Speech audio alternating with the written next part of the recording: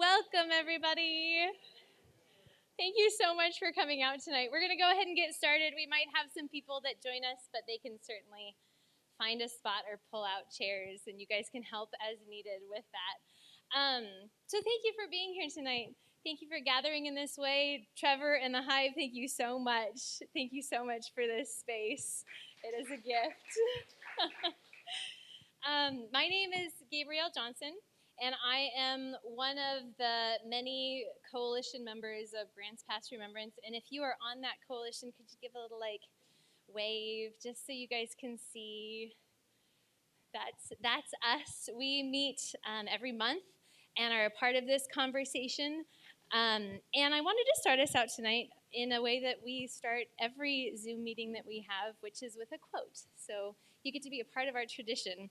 And this quote is from the book called A Human Being Died That Night by Pumla Gobado Madikizela. I do believe I did not say that properly. But she was on the Truth and Reconciliation Commission with South Africa. So this is what she says. If memory is kept alive in order to cultivate old hatreds and resentments, it is likely to culminate in vengeance and in a repetition of violence. But if memory is kept alive in order to transcend hateful emotions, then remembering can be healing. And that is what we are doing. So as we talk about our history as a Sundown Town, as you look into the research that we've compiled over the last year, know that that's what we're here for. That's what we're doing here, is we are seeking healing and remembering. And we're going to start our time off together with Taylor Stewart. So Taylor Stewart is from Oregon Remembrance Project, and we have been partnering with him now. We started talking about 2 years ago, and about a year ago, we started kind of officially partnering, and that's when our coalition started. And his expertise and experience and enthusiasm and encouragement has just been priceless in this process. So he's going to share a bit about what he has been up to outside of Grants Pass. He is not from Grants Pass. He's coming to partner with us, and he's been doing quite a bit of work, and we're just so thankful to get to have him on our team. So Taylor, come join us.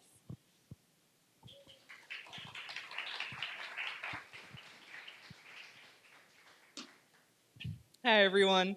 It is my pleasure to be here with you all this evening, and I thank you for coming out.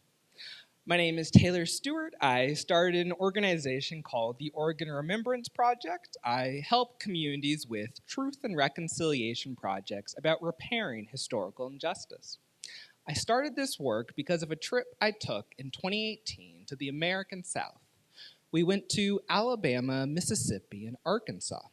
I had especially been looking forward to the portion of the trip where we'd be going to Montgomery because we had plans to see the new Equal Justice Initiative museums.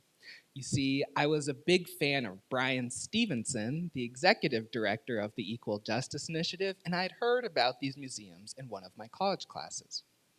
In April 2018, the Equal Justice Initiative opened up 2 museums. The first was the Legacy Museum, which chronicles the link between slavery and mass incarceration with the belief that slavery didn't end in 1865, it just evolved. The second was the National Memorial for Peace and Justice, or the Lynching Museum. The Equal Justice Initiative has documented nearly 6,500 lynchings of African Americans between the years of 1865 to 1950. When you enter the National Memorial for Peace and Justice, you're met with these 6-foot-high pillars that have the name of the state, the name of the county, and then the names of everyone who was lynched in that county. This was an extremely powerful experience for me to take what had always felt like this abstract history and to have it personalized with the names of people who were lynched in this country, especially seeing names with the last name Stewart, knowing that simply time and place separated me from the name on that pillar. I left the museum wanting to share this experience with others. I couldn't believe that I had lived in Oregon my entire life, and I had to go all the way to Montgomery, Alabama, just to learn that there had been at least one widely documented lynching of an African American in Oregon. His name was Alonzo Tucker, and he was lynched in Coos Bay, Oregon in 1902. Luckily, in conjunction with the National Memorial for Peace and Justice, the Equal Justice Initiative has also started the Community Remembrance Project. The Community Remembrance Project aims to work in the communities where the lynchings of African Americans took place to find healing and reconciliation through a sober reflection on history. There is an interest form online about Community Remembrance Project. And I would love to say that when I first saw that, I was immediately like, sign me up. How can I help? But in reality, that wouldn't be true. In fact, I was too nervous to fill out the interest form. After all, I was a recent college grad with zero relevant experience, and I ultimately figured to myself, who am I to really think that I could be of any help? So I decided that I wasn't going to fill out the interest form. But thankfully, 2 encounters from the rest of my trip inspired me to change my mind. The first was a quote from John Lewis, longtime civil rights icon and congressman from Georgia, who asked, "If not us, then who? If not now, then when?" This inspired me with the fierce urgency of now. The second was the Mississippi Civil Rights Museum. Here, they just focused on the everyday story of Mississippians who did their part to pave the way for justice. And so, there at the Mississippi Civil Rights Museum is where I learned that you don't have to be an extraordinary person to do extraordinary things.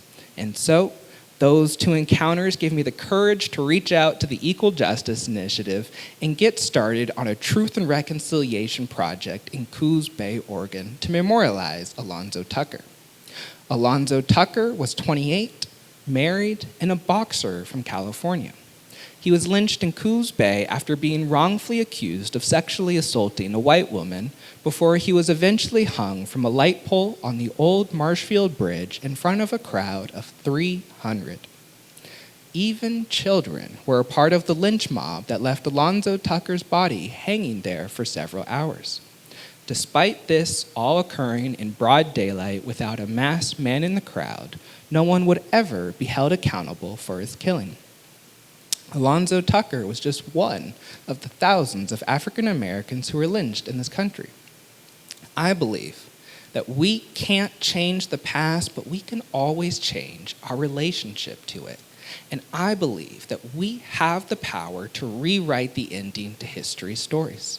So that's what we tried to do in Coos Bay. February 2020, we held a soil collection ceremony near the spot of the lynching and collected 2 jars of soil, with each bit of soil representing part of Alonzo Tucker's story. 1 jar was sent back to the museum in Montgomery, and the other is now on display at the Coos History Museum. June 2021, we unveiled a historical marker in the community to memorialize Alonzo Tucker and the thousands of other African Americans who were lynched in this country.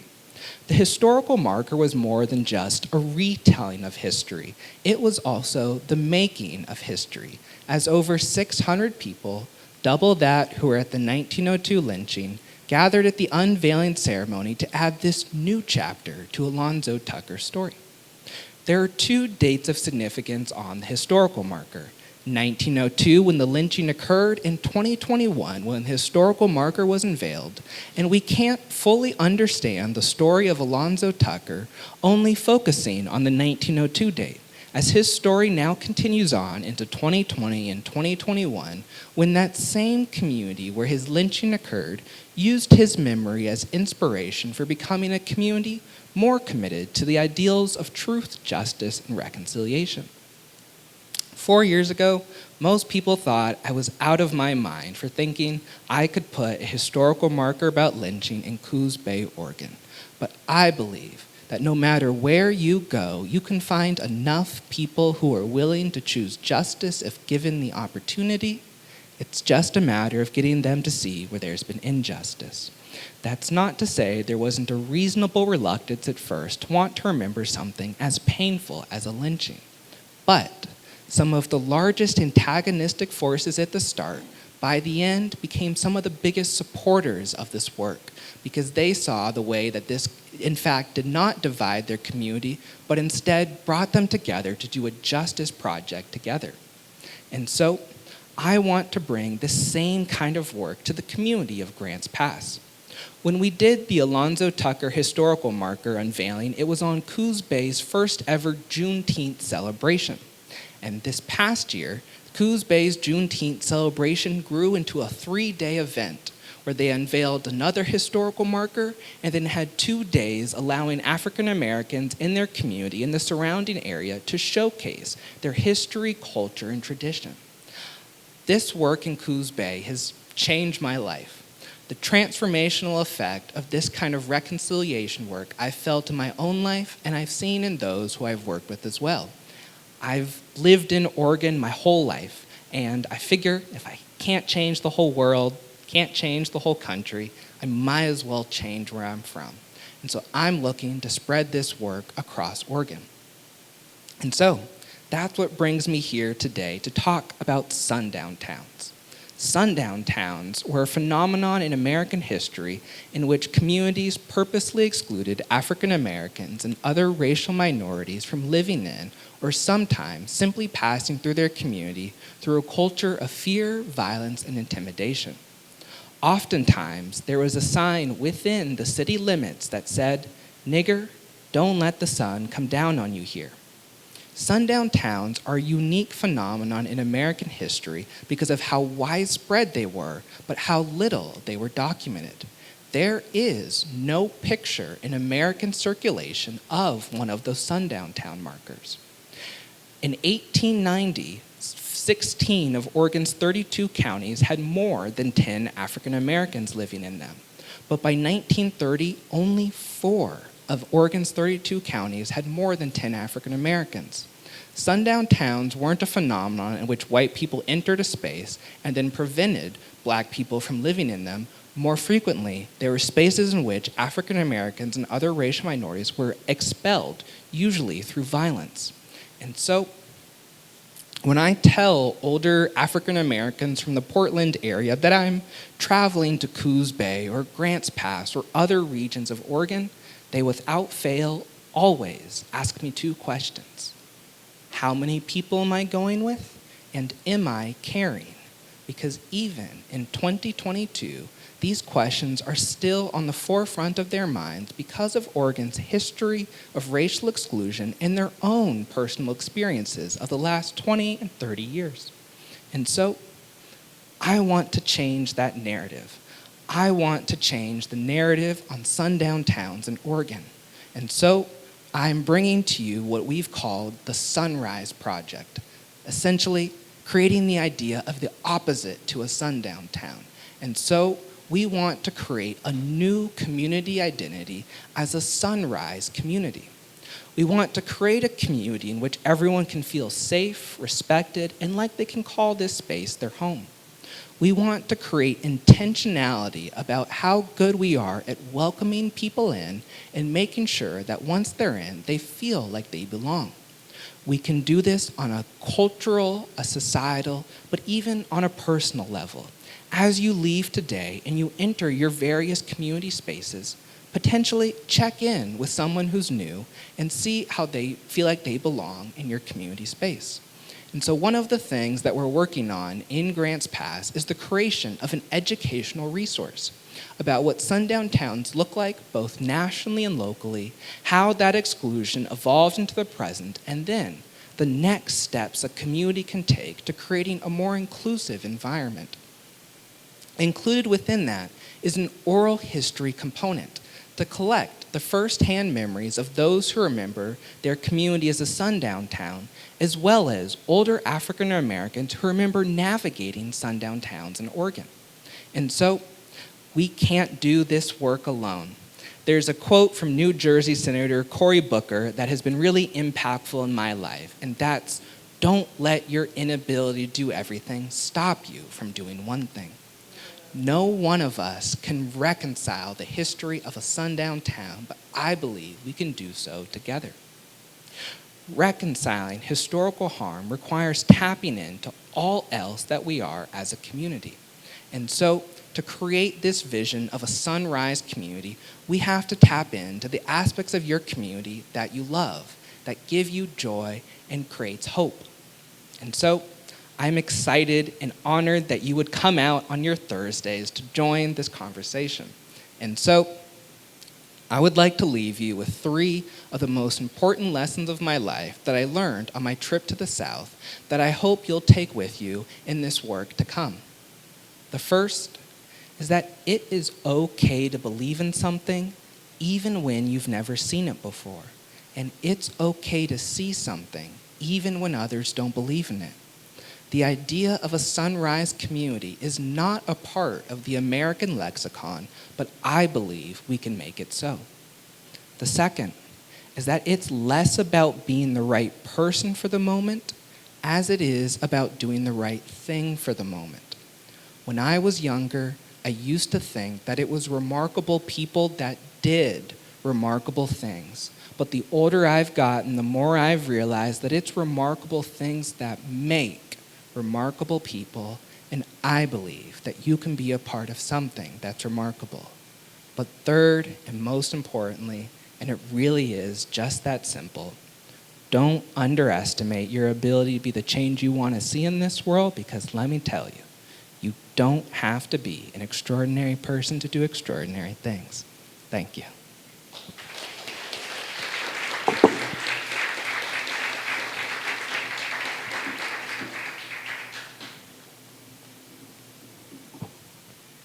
Taylor, thank you so much. I wanted to give you a little bit of backstory on how we met Taylor. I wanted to grab one of these really quick. About 2 years ago, I moved into town about 9 years ago and heard the rumor about Grants Pass's history, and kept hearing a rumor and couldn't find anything really solid, and realized at some point that, well, maybe we just need to put that out there. Maybe we need to find it. So I helped produce a booklet that was inspired by Brian Stevenson's work. We have a common hero, on truth and reconciliation being sequential. And we didn't really know our truth. It's fuzzy. For some people, it's very solid, but not all of us have lived here very long. And so putting this together was that beginning step. And that's how I got connected with Taylor. He had been doing work in Coos Bay, and we connected through Brian Stevenson's organization. And as we were talking, he was the one to help us do this work, to help us think through what does it look like for a Sundown Town. And so just so you all know, Grants Pass is the first community to do this kind of work. This is new. This is something that we're really excited about, to see what does it look like for our community, for Grants Pass to do this. I imagine it will be unique in each community that partakes in it. But it's just been a real gift to be a part of this work, to be a part of what does this look like. I wanted to share a quote from Brian Stevenson on this. I think we all want reconciliation. We want peace. We want understanding. We want redemption. All of these wonderful things. But we haven't committed ourselves to truth-telling. Truth and reconciliation are not simultaneous. They are sequential. Tell the truth first. And it's the truth that motivates you to understand what it will take to recover, repair, endure, to reconcile. And so as we engage in this process, this last year, our work was really just what is already out there on our history. And so we've been gathering all of these different pieces, newspaper articles from here and there, things that people have written, books that people have written, personal experiences that people have shared. And as we look into the future, this next year, we're really going to be focusing on our oral history and collecting the stories that we all have. I've heard so many as I've engaged with people and talking over the last few years, so many people that say, oh, I remember, oh, I remember that, oh, I remember that. and writing those down and recording those so that we can have our own history, as well as gathering the personal experiences of people of color that live here today. What has been your experience? What is that like? And listening in and learning. It's a beautiful work, and I'm so excited to get to invite you all into it in whatever ways you find to connect. It doesn't have to be constant and every month, but there are ways in which we can all be a part of it, as Taylor shared. Now we're going to transition into a time where you'll get to meet the coalition and get a sense of some of the work that we've been doing and the spirit that we've been doing it in. And so I'd like to invite our panelists up right now. And we're going to have a Q&A section after I do some interviews. And remember your questions along the way, whether it's questions that have come up already or questions that come up as they share, because we want to engage with all of them. Should I move in any certain direction? So we'll have a time for Q&A afterwards. Now we're going to start with the basics. Go ahead and if each of you in turn could share your name, what you do in town, where we might find you in town, and how long you've called this place home. And I realize that I haven't done that myself, so I'm going to start with that one. I am Gabby, and I'm a homeschool mama and a community organizer, and I have lived in Grants Pass for about 10 years. Hi, I'm Taylor Stewart. I live in Portland, Oregon. I've spent my whole life there, and that's where I plan to continue growing my roots. I'm passionate about making this truth and reconciliation work happen across Oregon, and I'm honored to be here. This is my first time in Grants Pass. I came in and I was like, oh, there's an In-N-Out. So I'll be going to that tomorrow. And so I thank you for welcoming me into your community, and I hope to return many times to come. Hi, I'm Josh Johnson. I've lived here in the community for 10 years. I'm married to Gabby. And that's one of my jobs.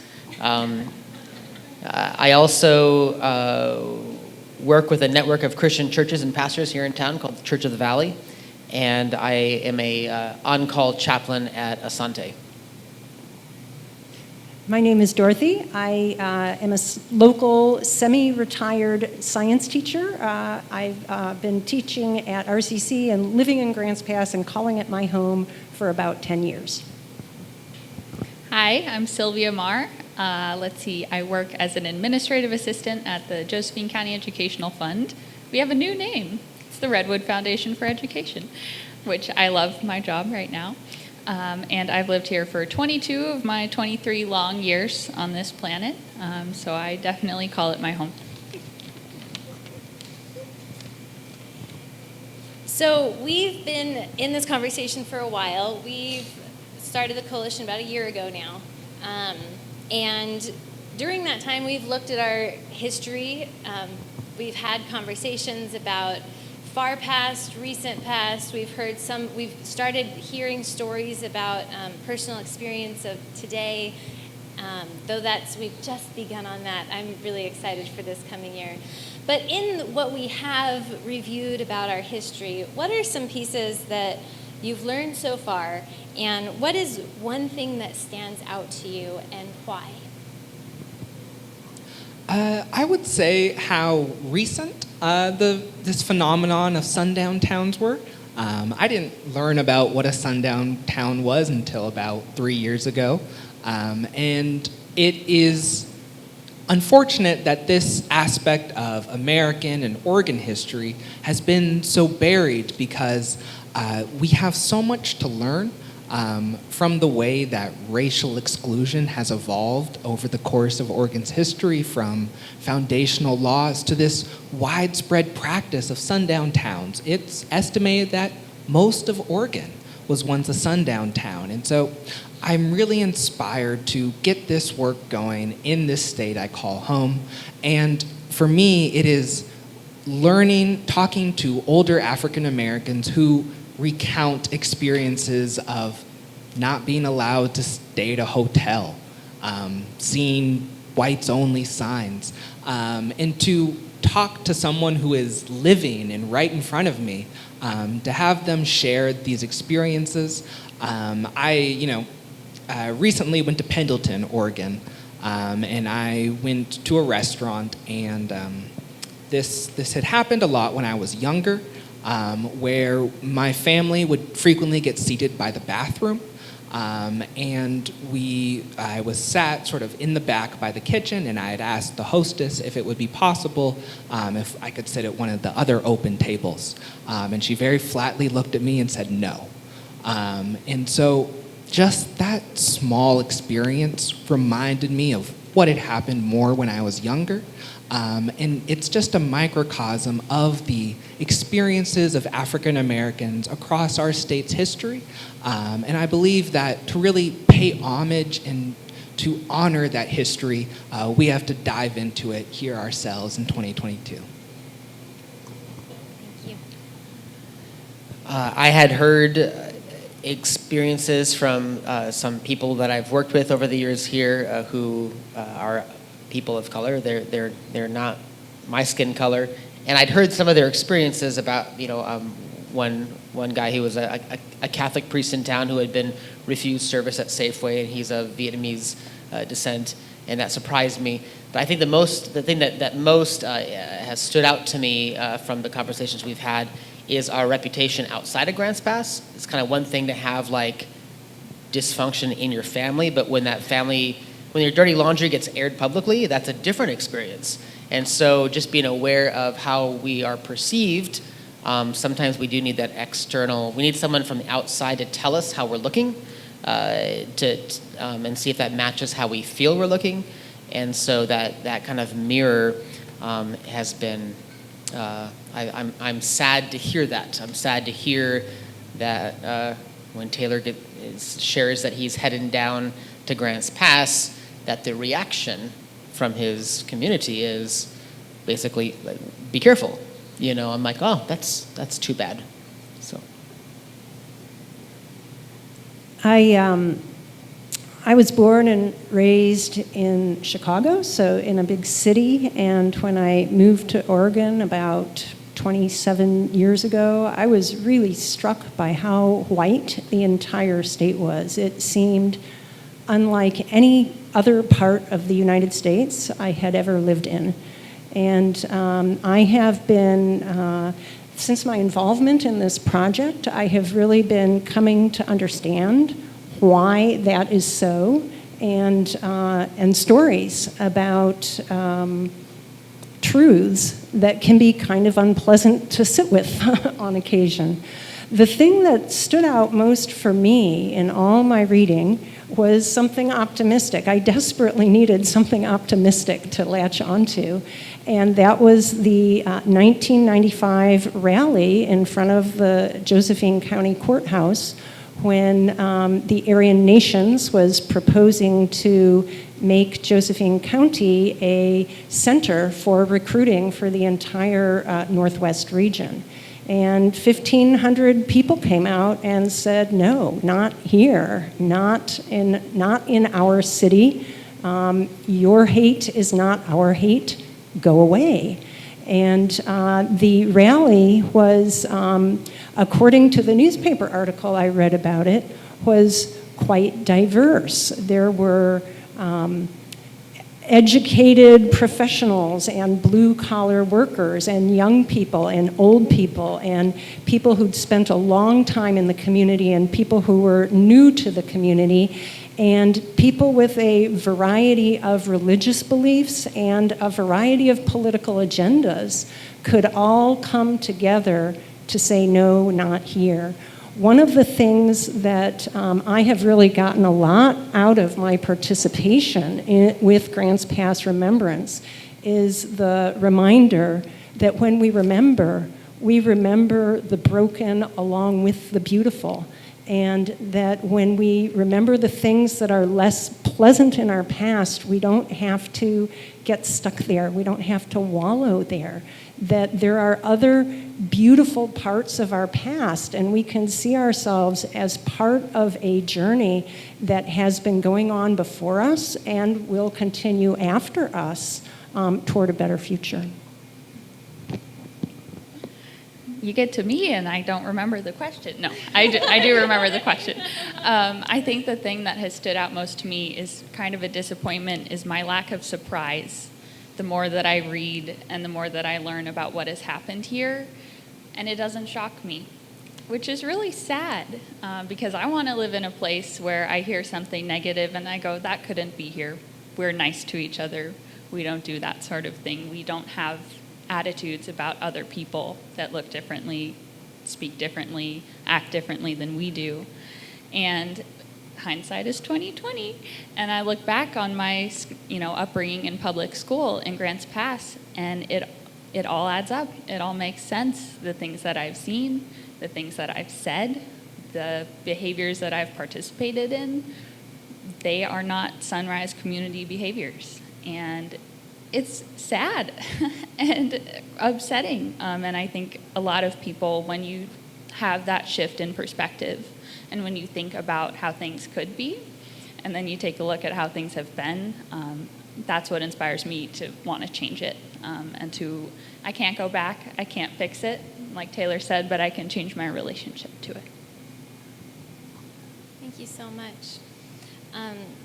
I wanted to add on a little bit for myself. One of my own kind of surprises along the way was I have some friends that are African Americans that have moved into town in the last 6 years or so, and they both shared how when they moved, they got friends calling them saying, "Wait, why have you moved there?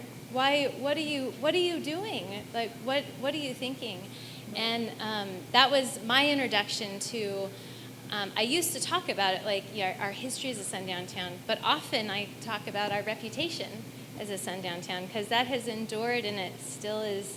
It is a present day thing, and that is not something that I knew until I listened in to my neighbors' experiences. But now for our next question, we'd love to hear, why do you think this work is important? And I know we've already kind of gone into that a bit, but expound on it more. Why is this important? So I believe that within this idea of reconciliation are 3 R words: remembrance, repair, and redemption.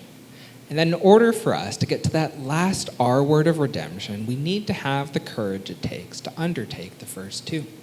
And so we're starting with remembrance. Remembrance makes redemption possible.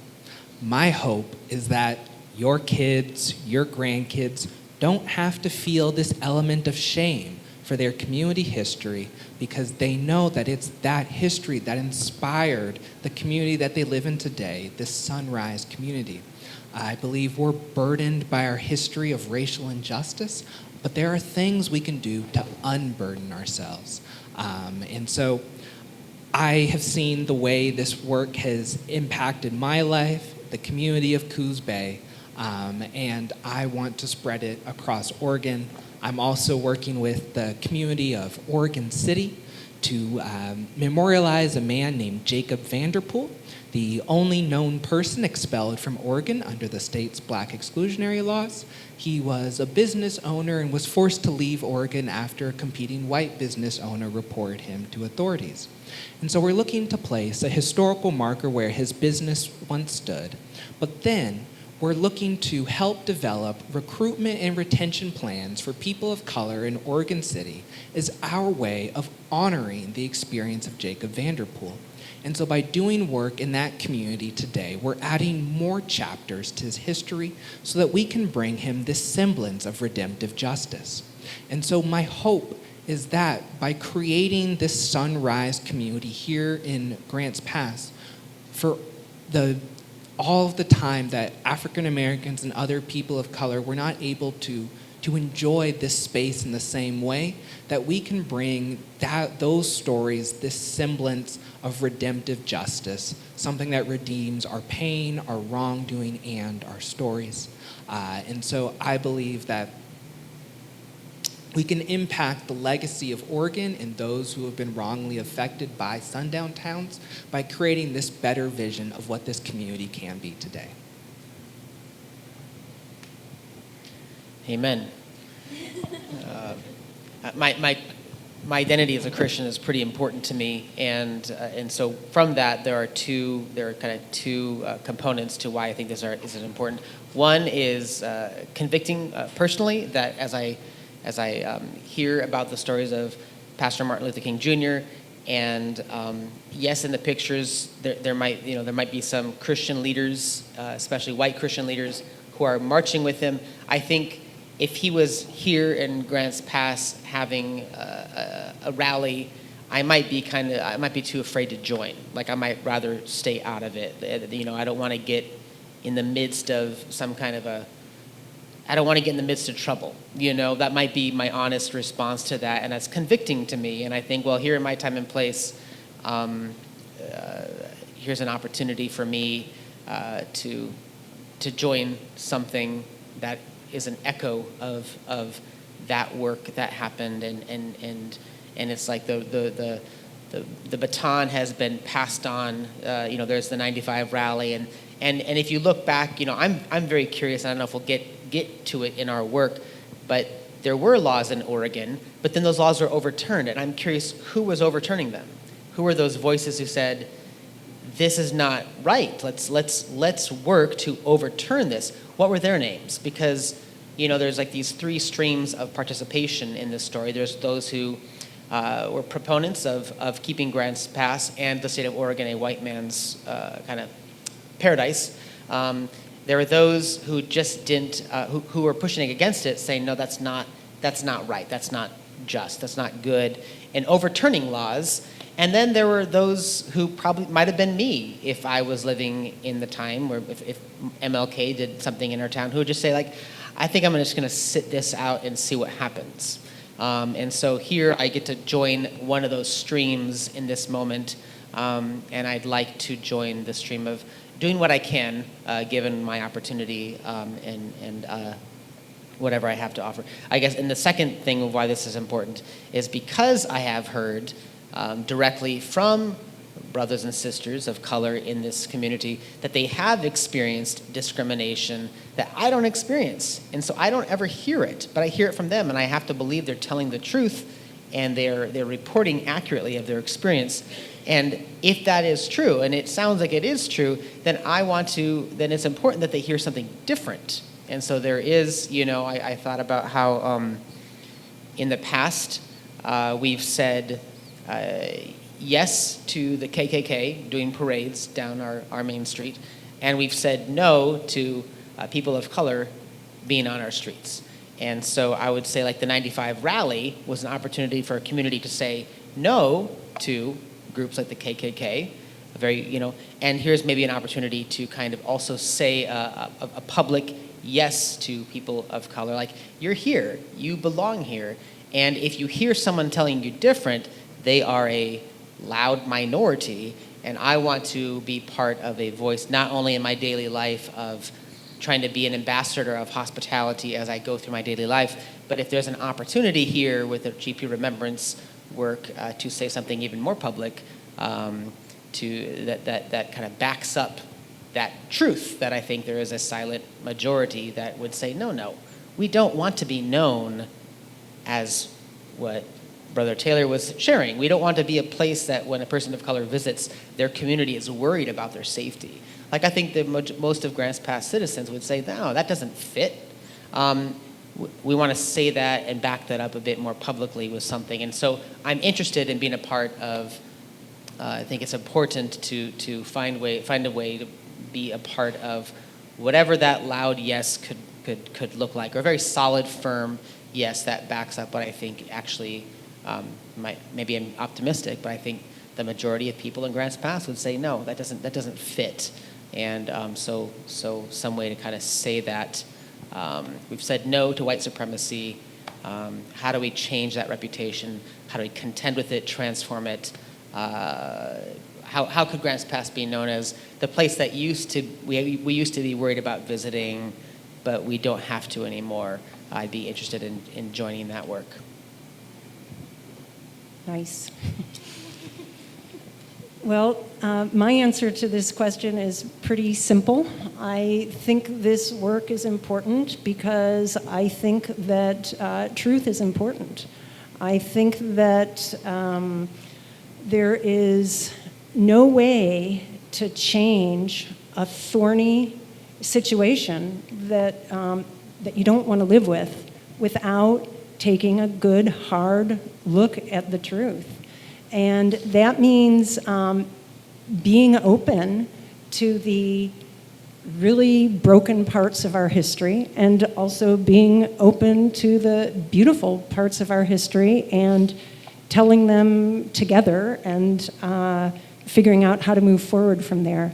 One of my favorite quotes is from Thomas Hardy, who said, if a way to the better there be, it exacts a full look at the worst.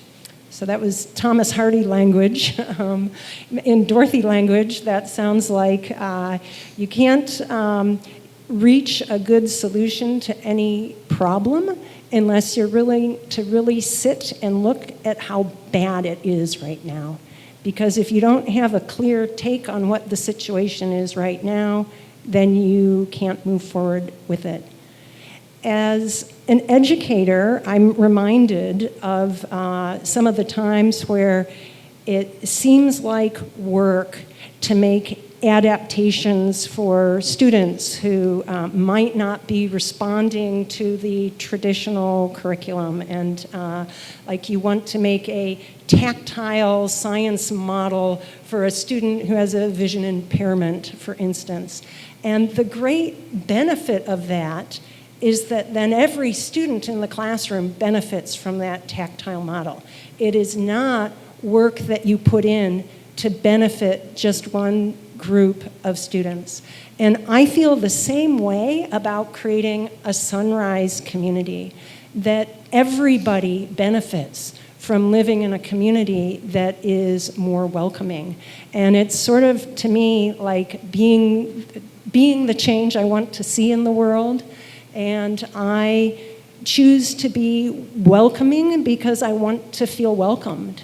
And I choose to be kind because I want to experience kindness. And I choose to help my neighbors flourish because I see that as the best path to my own flourishing. And so I really see this as a way to make us a stronger community in all kinds of ways that we haven't even imagined yet. Ditto. You know, I think it's important to me because it's not just about sundown towns. And as I don't know if you saw the map, I think it's right there. There were a lot in Oregon, 25. I pinned them on there. But it's about more than that. And just because there's a sign that says, "Don't let the sun set on you," N-word, does not mean that that made other people feel welcome. It was not, only not you, but yeah, everyone else. You're great. We're very nice. Just one group that's the one that we don't like. And it's the same way, it's the same thing the other way around, that if we reconcile our history as a sundown town, it doesn't just mean that Black people will feel welcome here. It means that everyone will feel welcome here. I'll feel more welcome. You will feel more welcome.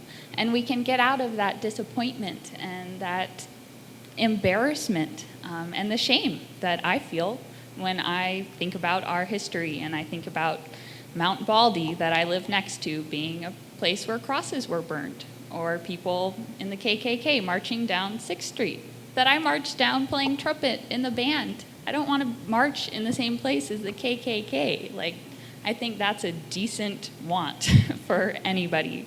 So that's why it's important to me. Thank you so much. So we've heard references kind of through the evening to Sunrise Community. And I'd love to expound on that. What is your vision of a sunrise community? Well, I'll tell you a little snippet about how the work has been titled the Sunrise Project. One of my favorite things to tell people is that I wish it was my idea to use the word sunrise. But that idea came from a 69-year-old white male truck driver from Grants Pass named Randolph. And so that to me is what a sunrise community is. These ordinary people across the community coming together to do something extraordinary. And so I see this vision of a sunrise community as people making changes in their small spaces. Yes, maybe it's not changing the community as a whole, but how could you create a more welcoming environment in your church, your workplace? My hope is that we can create something to be proud of and to create this element of community pride. And so this idea of a sunrise community, there is a quote from Bobby Kennedy that I really love. Some men see the world as it is and say, why? I dream of things that never were and say, why not? So as we envision these more just communities, I hope that each and every one of us can ask, why not? Why not Grants Pass, a sunrise community? Why not Oregon lead this truth and reconciliation work? Why not 50 years from now, we talk about the United States as being a leader in this sort of truth, repair, and reconciliation work to help inspire the entire world. And so I believe that a sunrise community really is asking these why nots to the way our world exists today. For me, what a sunrise community could look like, I referenced the reputation thing. I'd love for there to be a different reputation. I'd love to transform that.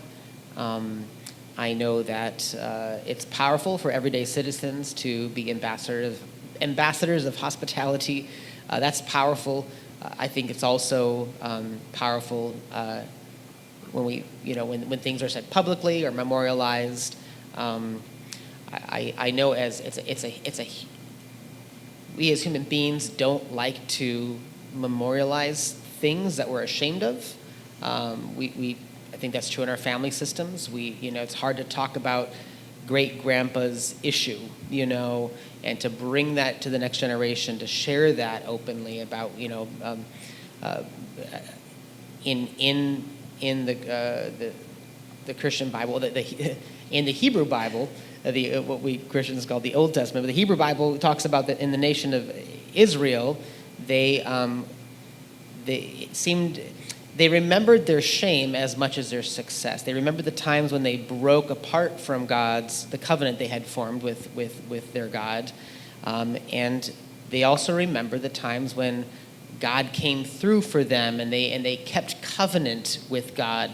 And those are part, and if that wasn't true, when you read the Hebrew Bible, you wouldn't have the story of King David's failures. You wouldn't have the story of there's time after time in that story, and even into the Christian New Testament, there are remembrances of times when people failed, and there's this power in saying, "Hey, this is also part of our story.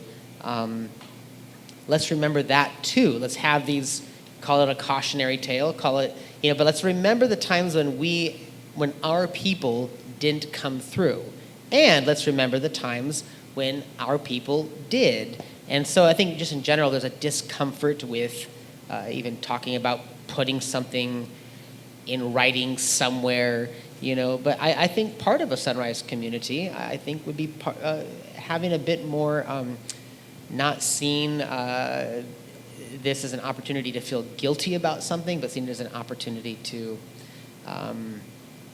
claim that part of the story. A lot of us, except for you, we're kind of newbies in Grants Pass. And so definitely there's a sense of, well, this is not my mess.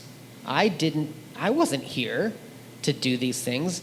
But as my wife and I talk, we're like, well, if the living room is a mess, we don't just say, okay, which kid did which part of the mess, and we just kind of, there's a family effort to, and I might end up cleaning up somebody else's mess, and somebody might be cleaning up my mess, and I just don't even know about it. So for me, there's that reality of, I'm here today, and I think that it's a healthy thing for any kind of family system, and a community can be kind of seen as a family, a different kind of family.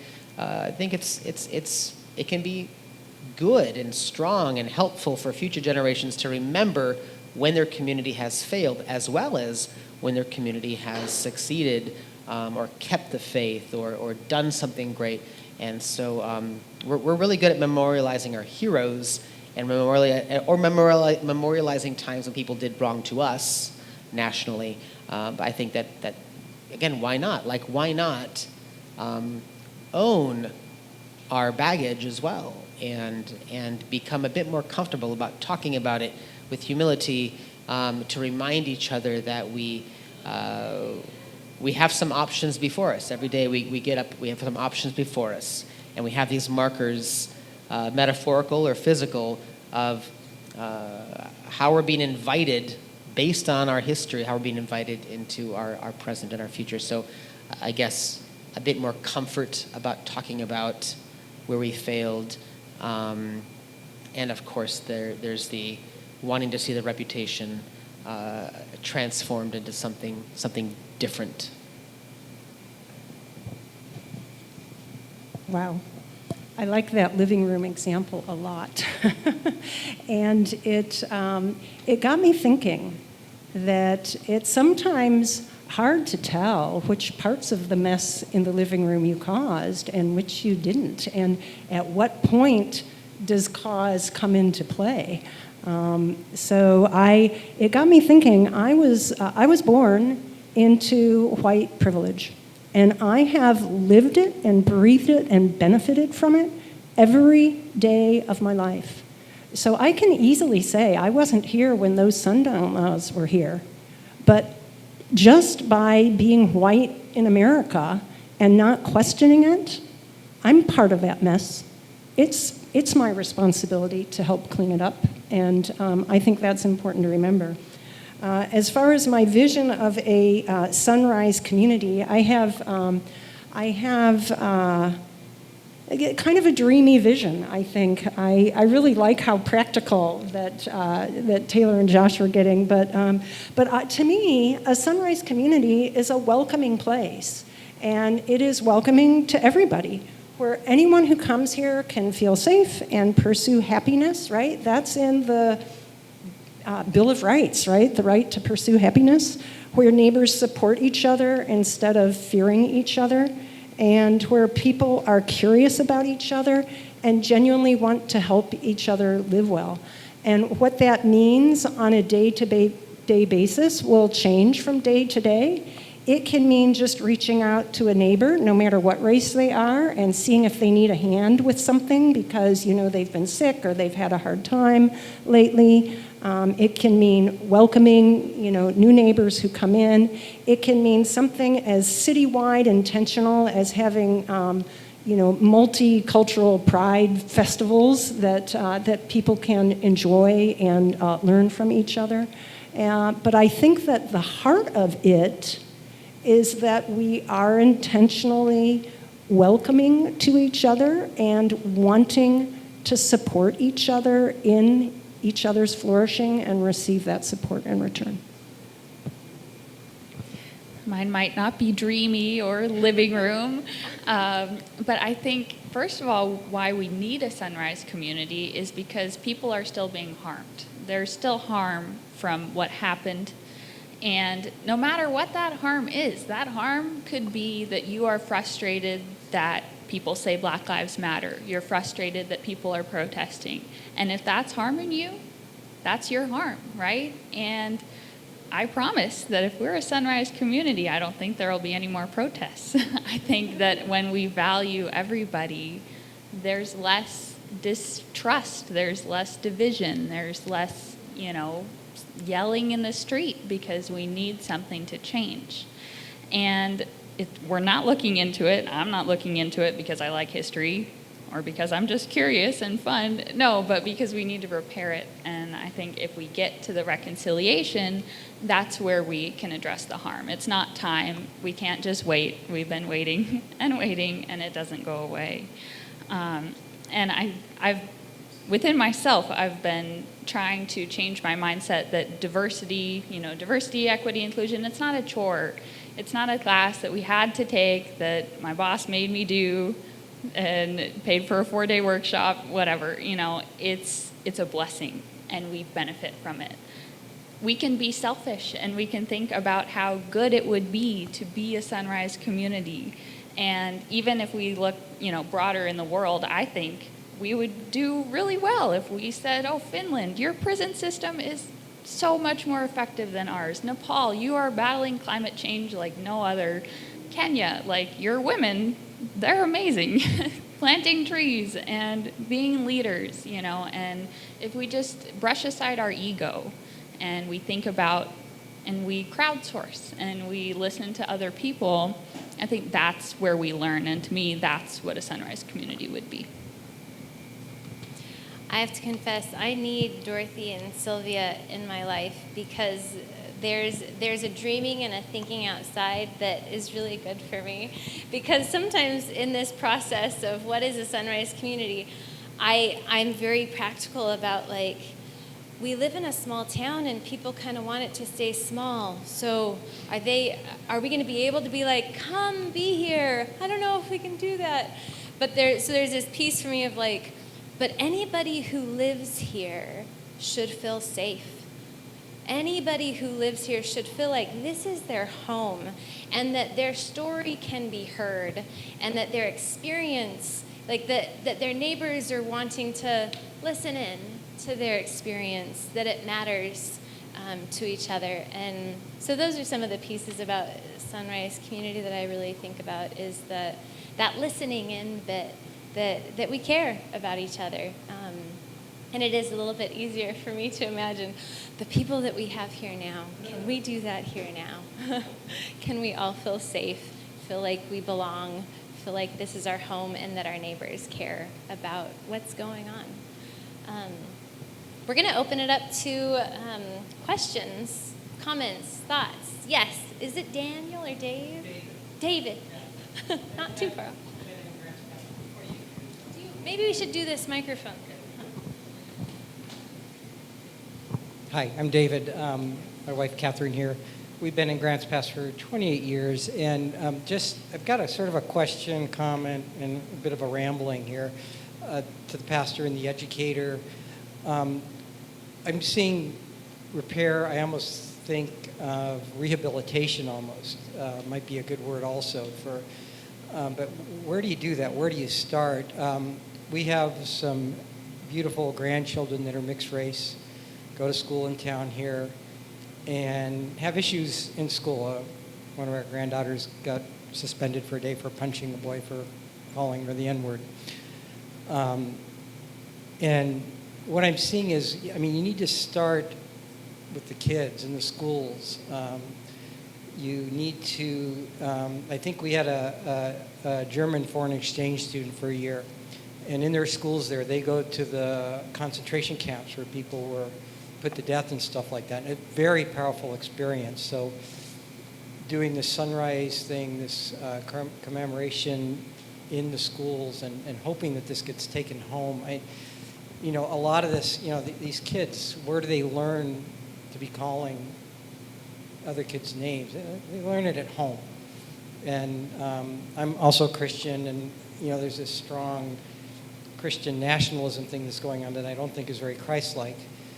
And some of that is in our homes. It gets to those kids. You got to break the chain somewhere. So that's what I'm thinking. I don't know if you guys can address that at all. David, thank you so much. I wanted to.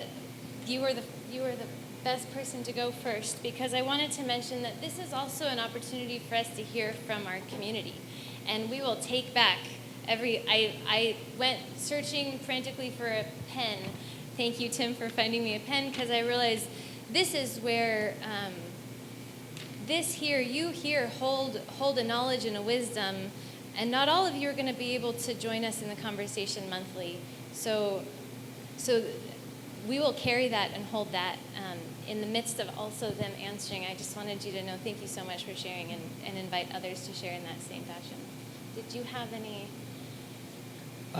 reflections or? Yeah, and so I guess that's one thing I did forget to bring up in my long response, was acknowledging that there is this Christian identity that gets attached to the white supremacist movement, which is really unfortunate. And that's one of the reasons why I think this work is important. And one of the reasons that I want to join this work is because it's false. It's false. And I guess I'm somebody that when I have an opinion, I want to try to think of the opposite opinion and build an argument that could push against my opinion strong enough that I could kind of solidify my, so I'm like, how could I build based on the Bible, the Christian Bible, a platform for white supremacist kind of nationalism, and maybe I could. It'd be really flimsy. It'd be very flimsy, but it'd be really hard. It'd be very hard, and so I think anybody who does read the Gospels and look at Jesus, and for Christians, we believe that Jesus is the image of the invisible God, and so when we look at Jesus in the Gospels, like you can't do that and then come away with an agenda for white supremacy. And so, how do we teach it to kids? That's something that maybe someone else has to address. But I will, because you brought that up, and that's very important for me to, because I call myself a Christian, and so if other people are calling themselves Christians, and whether in real life or just metaphorically putting on a white hood, no, I need to find. I ask God for an opportunity to speak a bit louder than maybe they're speaking, not to be the loudest voice in the room, but so that those who need to see an alternative or hear a different narrative, that they get a chance to hear that. Any other panelists here have something else to say on? I'll add something. I really resonate with what you said about the German school children visiting former concentration camps, and I think we do have a lot to learn about how Germany deals with truth and reconciliation in their education system, and South Africa deals with truth and reconciliation in their education system, and other countries around the world that I don't know about yet.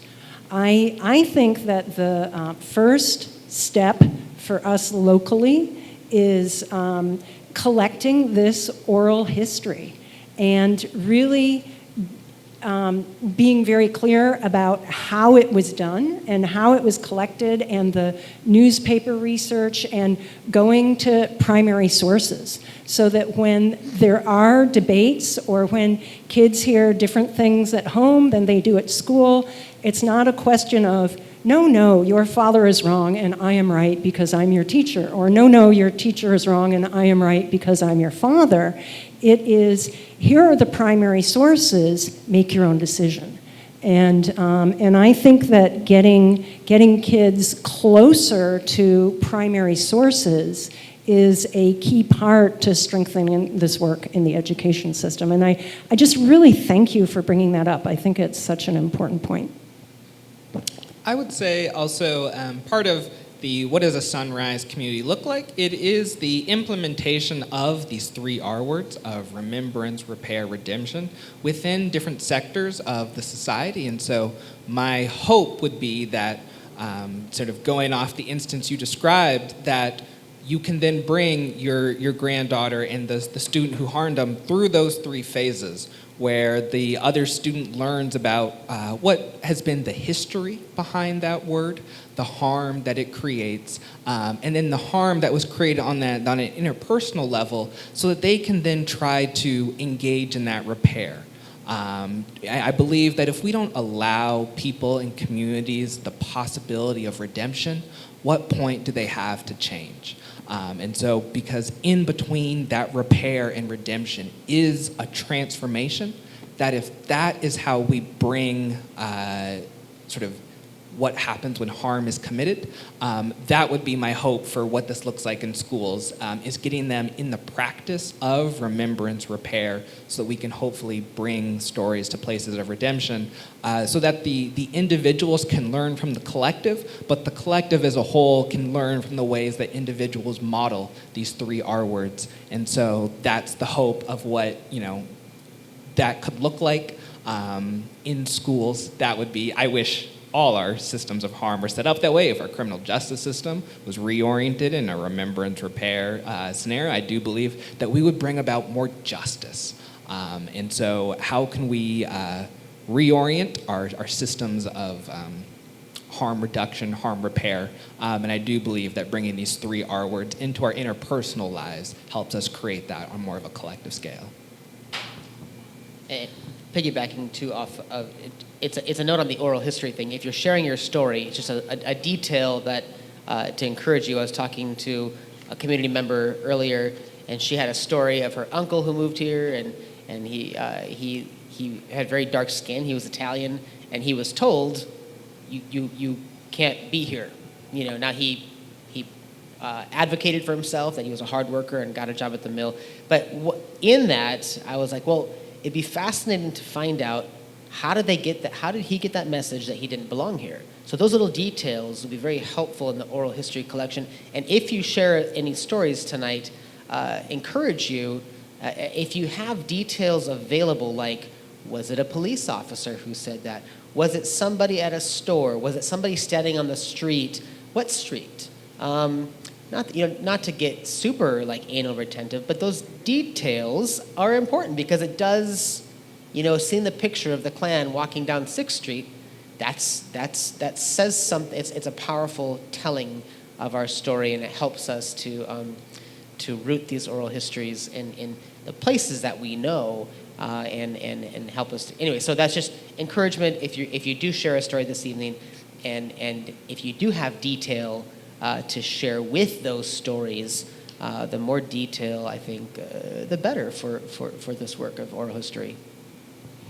On that note, we do have sheets over there. Whether you write your story down tonight, if you have one, or you just let us know to contact you, that will be our work this coming year. And hearing your granddaughter's experience changes things. It changes it. Our community needs to know that's happening.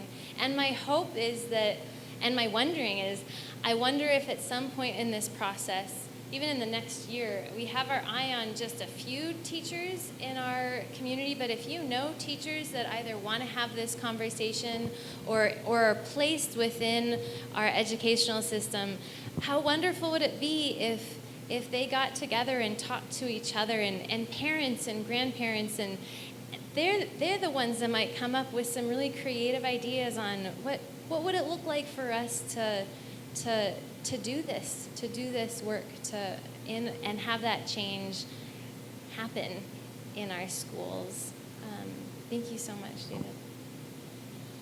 Any other questions or comments, or yes? Another David. Another David. How about that? So when I think about what a Sunrise community would look like and how I would participate in that, the thing that comes to me is, how do I show up in a way that I look like an ally? How do I approach people of color in our community and show up in a way that isn't like, hi, I'm a white guy and I want to be nice to you, but I'm an ally. I've got your back. And how do we create that kind of narrative in our community, that I've got your back narrative? So if you have any feedback on that, any of you or anyone else here, I welcome it. But that's really what lands on me out of what you've presented, all of you tonight, is how do I be that person and show up in a way that's visible, that says everybody's welcome here? Well, thank you, David. My name's Michelle, and I had an experience of Sunrise Community here a few days ago. I was with a young boy who I care for a lot, 7-year-old, very dark-skinned young boy. His father is black, his mother is Native American, but he comes across as black. And he was feeling lonely playing in the water by himself at Turtle Lane. And I said, well, why don't you go make some friends? And he went up to, there was an awning with a family gathered. And I didn't overhear what happened, what he said, but the next thing I heard was the father, the white father, saying, oh, this is Kaimari, and introducing Kaimari to the whole family. And I could just hear him saying Kaimari's name over and over again. And it just made me so happy, the welcome that he experienced. Thank you so much for sharing that. My name is Paulette. I just have a comment. I was born and raised here. I'm in my 70s. I was born on a small farm out in Murphy. And listening to I'm also a psychiatric nurse. And I left here for a number of years and went to college in New York City, and my roommate was black. And when I called my mother, both my parents were European, I called my mother, and I was just thrilled that I had my black roommate.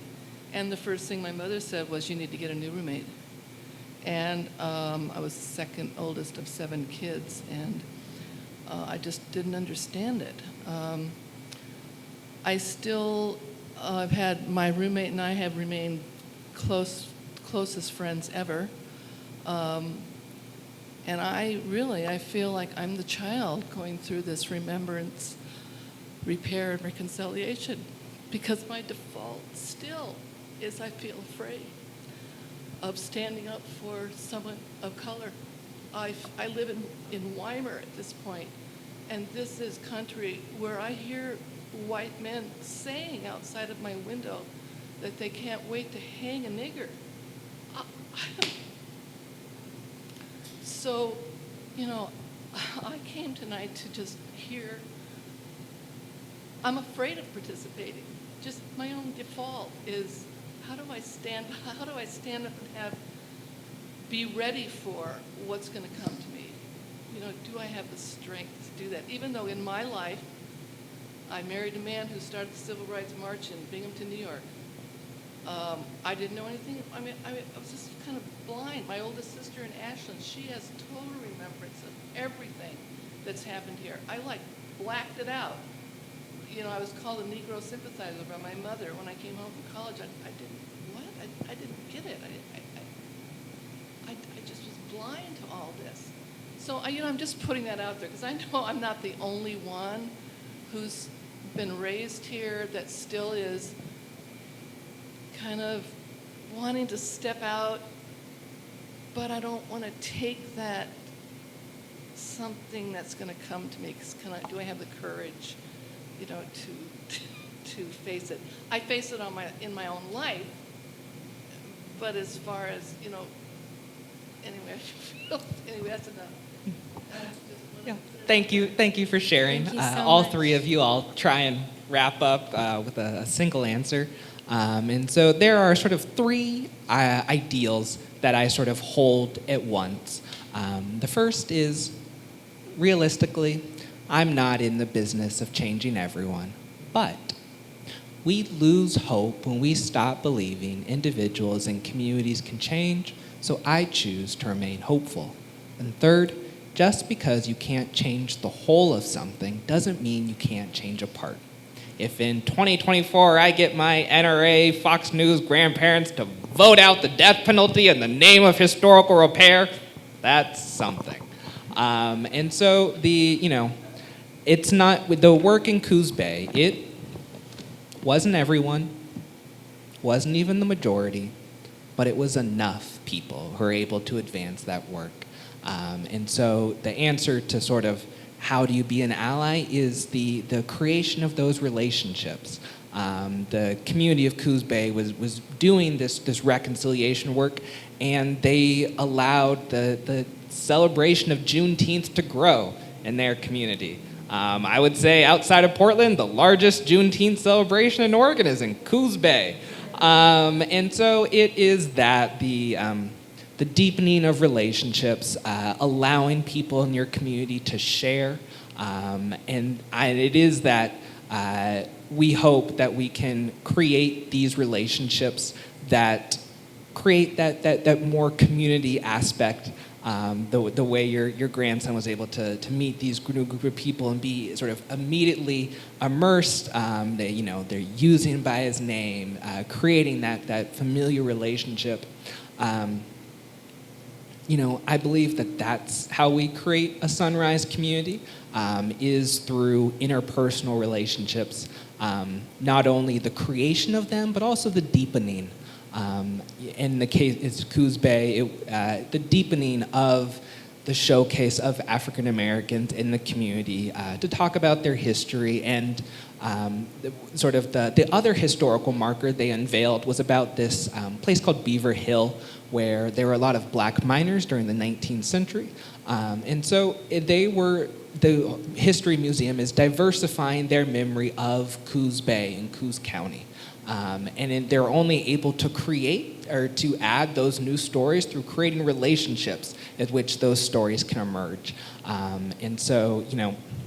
Just because we can't change the whole of something, I don't believe we'll change the whole of Grants Pass, but I do believe that we can change a part, and that'll be enough to create this idea of a sunrise community. Sorry. You first. Oh, okay. This is what I try to do. So I'm not saying this is like the answer, right? But when I hear things like that, like you overheard those conversations, I tell myself this is not the end of the story. And I see if I can find a way to maybe pray silently for the change of heart for these individuals who are talking this way. I remember that I'm not alone. So here there's a representation of people who are interested in a different trajectory, a different ending to that story. So reminding myself, this is not how the story ends. May their hearts be changed. And then I think that all people, the vision for a sunrise community is people, I forget the lingo, like feel respected, feel safe. So when if I see a person of color in Grants Pass, I treat them as a person. And so I say, excuse me, if I'm trying to get by them in the grocery store, or if I have an opportunity to smile in a way that feels natural, because I would smile at other people, I'd smile. And one of the people we heard from, their kind of testimony, their oral history was, being called the N-word and told they don't belong at Walmart here in Grants Pass. And I'm like, well, if I was there, what would I do? Well, I hope I'd go stand next to that individual and maybe not even make eye, and just like, hey, by the way, their words don't count for much. That's not true. You do belong, and hopefully I'd say something like, could you be quiet? I don't know, but I'd hope that if I see an opportunity to intervene in an instance like that, not that that individual needs my help because they're a human being and they are strong and can, but it's nice to remember that you're not alone, and so even just so I don't know if that works or if somebody would have a better idea of kind of how to live that out in normal life, but those are some things that I tried to do. Could I? You look like you have something on your mind, Dorothy. I want to say something. I'm not quite sure how to put this into words, but I'm going to do my best. It seems that when I want to show up as an ally, and I want to go out in the world and try to live a life that causes some remembrance, repair, and redemption to take place, that that there's not a checklist for it, right? I can't go out totally prepared to do that. And I need to give up that idea. And rather than figuring out what do I need to do to make sure I won't need to apologize for messing up, to show up prepared to apologize for messing up and to accept that. That's going to be part of showing up, is I'm going to mess up and I'm going to be prepared to apologize for it. I just wanted to speak to the fear, because I have felt that too, and I appreciate your sharing, Paulette, because it is scary, and we are in a place with a lot of men and a lot of guns and a lot of anger, and I have felt that fear, and I was bullied in school for having liberal views. I was definitely an outcast for arguing against using the N-word when we read To Kill a Mockingbird. I just heard that from my English teacher today. She remembered us having a discussion about whether or not we should say it in literature. But it's real, and I think my response to it is that you're not alone, right? We're in this room of people that we can talk about this, and it's so cool. And I was kind of imagining my high school AP history teacher, who is now a salt shaker, the people that hold the flags that yell about sodomy and call people names, one of those guys. And I was imagining if he was standing here yelling at me, how I would feel. And if I was alone, I wouldn't feel good. I don't think I could talk to him. I don't think I could respond to that, right? But with these wonderful people, especially Taylor, I would hand it over to Taylor immediately. But we're not alone, right? You can care, and you can feel like other people care too, right? And I'm not asking you to go out and talk to those men and say, don't you use the N-word, but you can join our meetings. You can have a place where you feel like that's not the majority, right? It's not. I can say 100% sure that is not the majority here, right? We are not, that's not us, and it's not fair for those folks to overwhelm our community. We don't need that, and no one here needs that. So thank you for being here, and I hope that you feel somewhat in community with us, and that really you're not alone. So. Thank you. I also wanted to just hear that that's a real thing, that fear is a real thing. And as we approached community gatherings, I found myself thinking more about it, and thinking more about it even in the future as we'll be wanting to listen in to our neighbors of color and hear their stories. And they're in more vulnerable positions for some of them. And will that be scary? And how will we respond to that? If they get pushback that's targeted at them, what will we do in those moments? And my hope is that we will be connected enough to hear when a moment happens that there would be a community outpouring of we are here and we're present, and what can we do to help you feel safe? And it's fuzzy because it has to respond to each situation uniquely as it comes, but it is a real thing that's in my head, and how can we be present for each other when there are moments that might come that people really do feel afraid, and what will we do to stand alongside them in those moments and be responsive. So it's a real thing, and my hope is that as we connect, that also there's that cushion or that crowd kind of grows and helps build that safety. Yeah. We are 4 minutes over 7:30, but I wanted to share just a couple ways that you can engage in this as we move on, and then we'll end with a quote. One of the ways is to share your oral history. We will be recording these oral histories. We'll do it kind of interview style, meeting with people individually. So if you have a story to share, every story counts. Like that's, please don't say to yourself, oh, my story's little. Like every story counts. And we would feel honored to do that. So let us know if you've got a story. You can, and we'd love to record it with you. There's ways that you can get involved in doing historical research. So you don't even have to join any of our gatherings, but if you like research and you want to do that. Or if you know someone in the community that would be interested in this and is well placed in a school or somewhere, let us know who those people are, and we can do the work of connecting with them.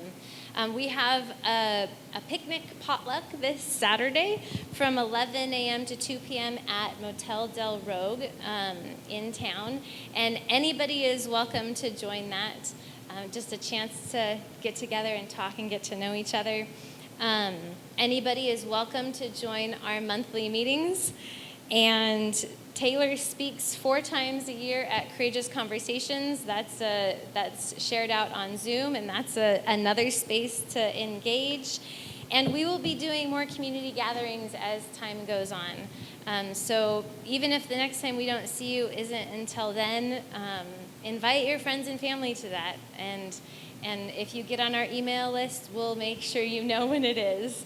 But these are all little ways, and we all have. Our lives are all different, and they're full. And so some of us might track with this very closely for a season and then not be able to for a while. Or some of us might pop in here and there, and that's okay. There is a freedom in that. It will look different for all of us, but we can still be together in all the different ways and the diverse ways in which we are together.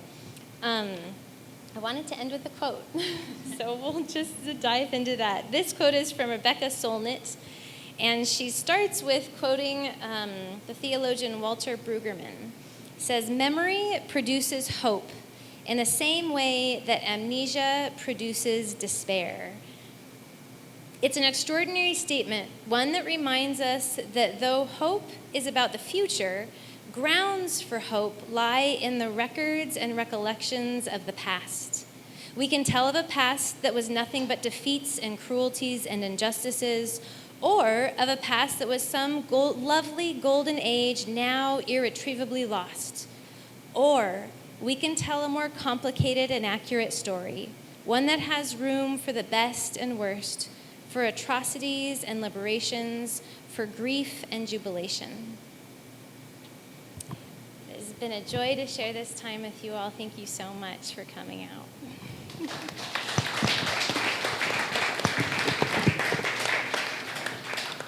Yep, I just want to say my additional thank you all for coming. The whole don't let your inability to do everything stop you from doing one thing. You've already done one thing when it comes to creating this vision of a sunrise community by simply showing up today. And you can be excited. I hope that you're excited. There really is no other project like this happening across the United States, this sort of community-based Sundown Town reconciliation. And so what we do together, my hope, is an example for not just communities in Oregon, but communities across the country, so that when people hear about Grants Pass, they're like, that's where the whole Sunrise Project started. That's where this whole idea of a sunrise community started. And so thank you all, and I hope to see you many times to come.